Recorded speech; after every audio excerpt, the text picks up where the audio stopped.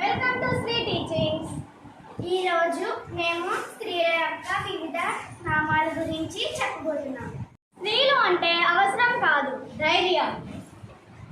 రామునికి సీత, మైథిలి. కృష్ణుడికి రాధ, ఈశ్వరి. పట్టణంలో గాయత్రి. కలిపడితే స్వప్న. వచ్చేటప్పుడు నయన, వెళ్ళేటప్పుడు వాణి, వసుధ. ఇచ్చేటప్పుడు అన్నపూర్ణ, ఇస్తున్నప్పుడు హంస, ఇస్తున్నప్పుడు హానికి ప్రసన్న. చూసేటప్పుడు సుందరి. చేసే పనికి స్ఫూర్తి, పని చేయడానికి స్పందన, చేసే పని ప్రీతి. తాగేటప్పుడు గంగ, తినేటప్పుడు హిమజ. చూసేటప్పుడు చిత్ర, ఆడేటప్పుడు ఆనంది,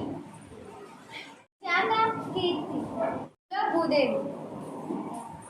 అర్థం చెప్పేటప్పుడు కల్పన, నిజం చెప్పేటప్పుడు సత్యవతి, నిర్మల.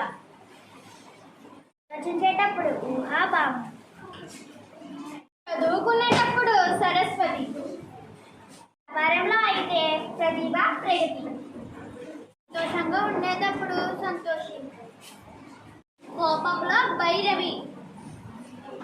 గెలిచేటప్పుడు జయ, విజయ, సాధన. నేర్చుకునేటప్పుడు సంగీత, పాడేటప్పుడు శృతి, కోకిల.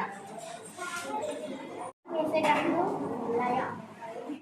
సాహిత్యాన్ని గోష్ఠిలో కవిత. కాపాడుతూ ప్రకృతి. బదనలో లక్ష్మి, నీలో ప్రేరణ. అప్పుడు శ్రద్ధ, చిన్నతనంలో లాలన. మాధురి. దేవుని ఎదుట వందన, అర్చన, పూజ, ఆరతి, ఆరాధన. వీరందరికీ తోడు సరిత. సాయంత్రానికి సంధ్య, పడుకునేటప్పుడు స్వప్న.